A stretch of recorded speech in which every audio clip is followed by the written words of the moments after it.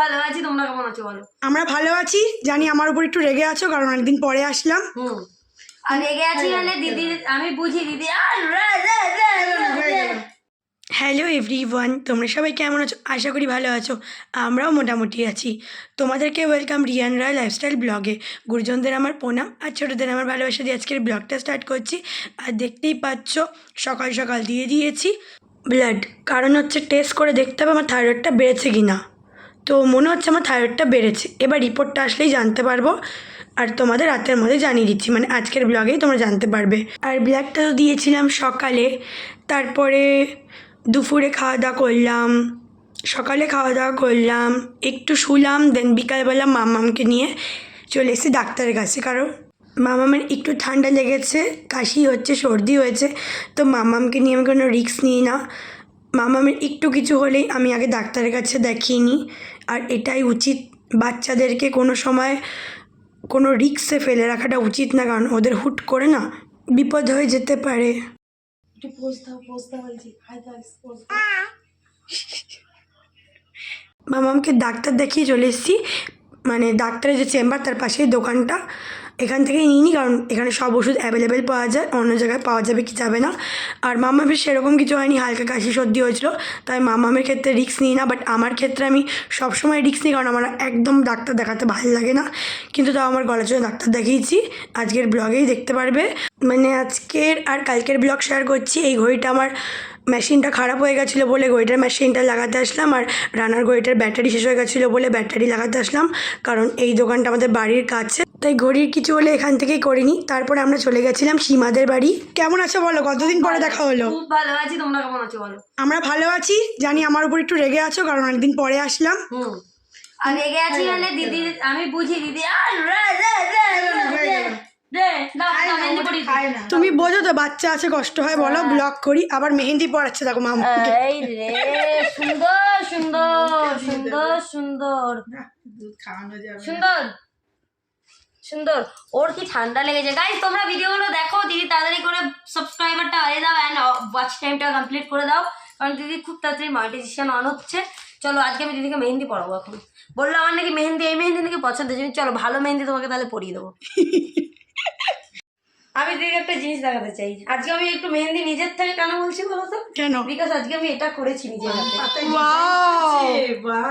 দারুণ শিখছো তো, তুমি তো ভালো মেহেন্দি পড়াও তুমি। এটা আমি জীবনে প্রথমবার এরকম দিয়ে যাই যেটা, এটা আমি প্রথমবার করলাম। কেমন হয়েছে বলো? খুব দারুণ হয়েছে। কোনো কিছু দেখে না, নিজের মতন দারুণ হয়েছে। ও আঁকা ভালো পারে না, দারুণ হয়েছে। আর তাও তো তুলি নেই। এটা কি দিয়ে করা বলো তো? কি দিয়ে? ঝাঁটার কাঠির মাথায় ন্যাকড়া পেঁচিয়ে তাই দিয়ে করা। আমার মামাম দেখো এখানে এসে সব খেলা শুরু করেছে। কেমন লাগছে বলো? খুব সুন্দর, খুব সুন্দর, সত্যি সুন্দর। আর সব ব্রেসলেট গুলো তো নিয়ে এসছো দেখলাম, ভালো হয়েছে। এই গেছে গেছে মিমির এটা ডিজাইন করেছে, মিমি ডিজাইন। আবার করবো? না না না না, নষ্ট করার কোনো দরকার নেই। না না, দিও না দিও না, থাক। তো দেখতেই পারলে তোমরা, আমি মার মামাম বনুদের বাড়িতে চলে এসছে, আর বনু আমাকে মেহেন্দি পরিয়ে দিচ্ছে।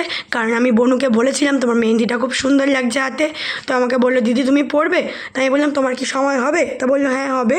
তাই বললাম ঠিক আছে, তা তুমি পরিয়ে দাও। তো আমাকে সুন্দর করে পরিয়ে দিচ্ছে, সবটাই শেয়ার করব। তার জন্য তোমাদের স্কিপ না করে পুরো ব্লগটা দেখতে হবে আর পাশে থাকতে হবে। তো দেখতে থাকো। দারুণ হয়েছে দেখো গাইস, মাঝে আমি দেখাইনি তোমাদের, এখন আবারও করুক, বাকিটা দেখাবো। এই আমার মাম্মাম মেহেন্দি ধরবে, সরাও মাম্মামকে। দেখো কি সুন্দর করে করছে। মামের হাতে কি করছে মিমি? মিমি কি করছো? মিমি কি করছো? বলো মিমি, বলো মিমি। মিমিকে ডাক। মিমি মিমি বলো মিমি। কই মা? বলো কই না? কি রোগা হয়ে গেছে মাটা। মুখ বাবা একটু কাছে ছোটোর মধ্যেই করে দাও, বেশি বড় করে এই দরকার তো নেই। এটাই শেষ, মানে এটার পরে এবার নখের মাথায়। দেখো গাইস কত সুন্দর হয়েছে ডিজাইনটা, মানে আমার দারুণ লেগেছে। দেখো দেখো মানে খুবই কেমন সুন্দর, লাগছে বলো? ঝটপট কত সুন্দর design. Just wow wow, looking like আ ওয়াও। দেখে দাও মিমি খাবে, বল দিয়া খাবে। বাড়িতে আমরা একাই ছিলাম, মানে কাকিমাও ছিল না, ভাইও ছিল না। কাকিমা ভাই শ্যুট করছিল নতুন ফ্ল্যাটে। তো বনু আমাকে বলল যে মানে চলো ওই বাড়িতে যাই। তো আমি বললাম না, রাত হয়ে গেছে, ওই বাড়িতে যাবো না, এখানেই থাকি, অন্য কোনো দিন নতুন বাড়িতে যাব, কারণ ওখানে শ্যুট হচ্ছে, এখন গিয়ে বেকার কেন বিরক্ত করব। তো কাকিমারা শ্যুট ছিল, আর ভাইয়ের তো শ্যুট থাকেই মানে প্রতিদিন। বাকি সবুজ ছিল, শান্ত ছিল, সবাই শ্যুটে ছিল। তো আমি, বনু, মা, মাম্মাম সবাই আমরা বেশ মজা করছিলাম, আর বনু আমাকে মেহেন্দি পরিয়ে দিচ্ছিল। কিন্তু কাকিমা ছিল না বলে বাড়িটা পুরো খালি খালি লাগছিল, মানে ভালো লাগছিল না। কি আর করা যাবে, শ্যুট তো করতেই হবে, তাই না? আর আমারও আজকে সময় ছিল, তাই আমি আজকে আসলাম। ওয়াও, কি দারুণ হয়েছে, দারুণ দারুণ, জাস্ট ওয়াও, খুবই সুন্দর হচ্ছে। হাত দিবি না, বুবো না। মিমি কি করে দিচ্ছে দেখো, মামামকে কি সুন্দর সাজিয়ে দিচ্ছে। আরে এই দেখো মিমি সাজিয়ে দিচ্ছ। আমি দিদিকে মেহেন্দি পরিয়ে দিয়েছি, কেমন লাগলো তোমার বলো? আমার তো দারুণ লেগেছে, ওর হাতে বেশি ভালো লাগছিল, তো এসে বললাম, ও আবার পরিয়ে দিল। মানে কিন্তু আমার হাতেরটা থেকে তোমারটা বেশি সুন্দর লাগছে, ডিজাইনটা না ভালো। হ্যাঁ, তোমার হাতেই ভালো লাগে, কারণ আমার নকটক তখন ছিল না, আর আমার হাতের অবস্থা এখন এরকম। আর আমার সবথেকে খারাপ লাগে গেছে না, এই যে শেষ হয়ে যাওয়ার পরে এই জিনিসটা, এটা উঠতেই চায় না, আমার ভীষণ অসহ্য লাগে। ভীষণই খুশি, ভীষণই স্যাটিসফাইড, আর এতদিন পরে এসেই মেহেন্দি পরিয়ে দিল। কি বলো, একটা পার্লার খোলা যাক?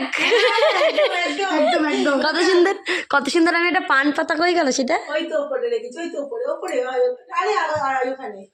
এই যে এটা, এটা এবার ছোট করে করতে পারলে হাতেরটা তো হয়ে গেল। এটা পুরো প্র্যাকটিস করবো যাতে সুন্দর করে পারি। এখন তো তাও মোটা হয়েছে, তুলি নেই তো, তুলি থাকলে এই এরকম হতো। তাও খুব সুন্দর হয়েছে, দারুণ হয়েছে। তারপরে আমি ভাইয়ের ঘরে আসলাম, মানে এটা ওদের পুরানো ফ্ল্যাট, নতুন ফ্ল্যাটে তো গেলাম না, কেন সেটা বললামই। তো আমি হাতটাকে এরকম করে রেখেছিলাম, কারণ যেহেতু কাঁচা ছিল। তুই গলতে পারবি না রে। হ্যাঁ বলছিল তো, তোকে লক করে দিয়েছে। ও নিচ দিয়ে চলে যাবে, ও হেভি বুদ্ধি ওর।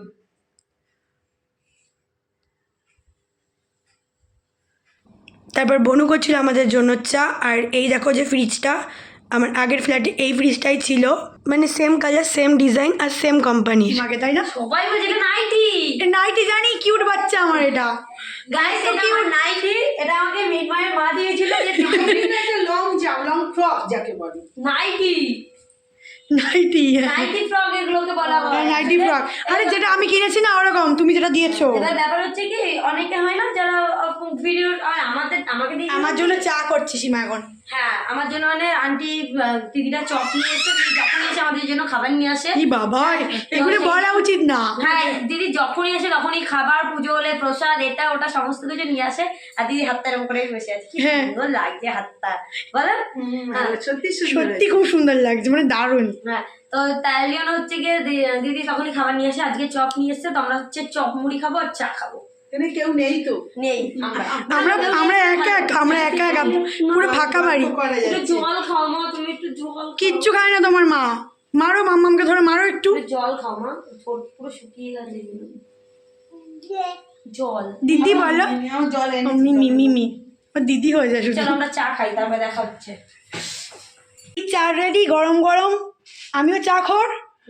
আমি যেটাই প্রথমবার জানলাম যে দিদি চা খায়। দুটো চা রুটি খায় জানিস, সকালে টিফিন। আর আমার কিচ্ছু লাগে না, চা আর এই যে চপ মুড়ি খাওয়া হচ্ছে এখন, তাই তো? সবাই মিলে। চপটার গরম নেই, যখন এনেছিলাম তখন গরম ছিল। আছে, চলো খেয়ে নি। আমার মাম্মাম দাও কি করছে? জয় শ্রীরাম। না, ওকে খেতে দিই না, অনেক রোগা, ও ওয়েটই পারে না। 8 কিলো ওয়েট 15 মাসে। কি বলছিস তুই? এই তো সরু পাতলাই দেখো, শুধু জামার জন্য মোটা মোটা লাগে। জামাটা খোল, দেখ পুরো হাড়গড় বেরিয়ে গেছে। হ্যাঁ মামা বকছে, ডাক্তারও বকা দিয়েছে। ডাক্তার দেখিয়ে আসলাম, ডাক্তারও বলছে বাবা এর তো ওয়েটই নেই। দিদি বলতে চায় না, ওর থেকে আমি 1 বছরের বড় আছি। সাইজটা মাপো, ঠিক আছে দিদি? তুই আমার ভাই, আমি তো দিদি। আমি হচ্ছে ইন্টারন্যাশনাল দিদি, সবার দিদি। আমাদের বাড়ি যাবে, তুমি তো বলনি আমাদের বাড়ি যাবে। আমি বিকেলে একদিন ঢাকা থাকি, তো বাড়ি চলে যাচ্ছি। সাবধানে যেও, আবার এসো। আর তুমি আর আমি একদিন ঘুরতে যাবো। ঠিক আছে, ঠিক আছে, চলো টাটা। টাটা, আমি এখন বেরিয়ে যাচ্ছি গাইস। তো বাড়ি থেকে কথা হচ্ছে, বাই। তো বাড়ি এসে আগে মামামের ওষুধগুলো পাতিয়ে নিয়েছি, কারণ এই যে অ্যান্টিবায়োটিক দিয়েছে, মামামের একটু গালের মধ্যে বিড়ি বিড়ি উঠেছে, ওর জন্য একটা ক্রিম মানে লোশন টাইপের দিয়েছে, কাশির 3টে ওষুধ দিয়েছে, একটা অ্যান্টিবায়োটিক দিয়েছে, তারপরে বোতল পরিষ্কার করে এটা খারাপ হয়ে গেছিলো, এটাও একটা কিনে নিয়ে আসলাম মরিসাসের, এই সমস্ত নিয়ে এসেছি। আর মামামের ওয়েট 7.5 কেজি, 8 কেজি ছিল আগস্ট মাসে, ঠিক আছে, সেপ্টেম্বরেও 8 কেজি ছিল, অক্টোবরেও 8 কেজি ছিল, নভেম্বর ডিসেম্বর জানুয়ারি ওর ওয়েট মাপানো হয়নি, এখন দেখি 7.5 কেজি, মা ওটাকে ভুল করে 8 কেজি বলে দিয়েছিল। তো ভাবো তাহলে ওর ওয়েট দিন দিন কমে যাচ্ছে, ঠিকমতো খাবে না, ঘুমাবে না, কী হবে, যতই চেষ্টা করি খেতেই চায় না। তো আগের দিনের ব্লগ এখানেই শেষ। আর আজকের ব্লগে ডাক্তারের কাছে গিয়েছিলাম, বাট সেগুলো ভিডিও আমি করিনি, ইচ্ছা করে করিনি। দেন ডাক্তার দেখিয়ে এসে রাতে আমি রুটি আর আলুর দম মটরশুঁটি দিয়ে খেতে বসে গেছি, আর ভীষণ ভালো লাগে আমার খেতে, ভীষণ টেস্ট হয়েছিল। তো ডাক্তার মেডিসিন দিয়েছে, আর থাইরয়েডটা আমার অনেকটাই বেড়ে গেছে, যার জন্য কিন্তু আমার কথা বলতে অসুবিধা হচ্ছিল। তো আমার থাইরয়েডের পাওয়ার বাড়িয়ে দিয়েছে আর ওষুধ দিয়ে দিয়েছে, বলেছে কিছুদিনের মধ্যে ঠিক হয়ে যাবে। তো গাইস আজকের ব্লগটা আর বেশি বড় করছি, যেখানে এন্ড করে দিচ্ছি। তোমরা খুব ভালো থেকো, সুস্থ থেকো, এইভাবে আমাদের সাপোর্ট করো। আর যারা যারা এখনও পর্যন্ত আমার ইউটিউব চ্যানেলকে সাবস্ক্রাইব করেনি, চটপট করে গিয়ে ইউটিউব চ্যানেলকে সাবস্ক্রাইব করে লাইক কমেন্ট শেয়ার করতে ভুলো না। আর যারা ফেসবুক পেজ থেকে দেখছো, অবশ্যই আমার ফেসবুক পেজটাকে ফলো করে একটা লাইক করে দিও। আর হ্যাঁ, ইনস্টাগ্রাম আইডিকেও ফলো করতে ভুলো না, তাহলে অনেক সুন্দর সুন্দর রিলস দেখতে পারবে।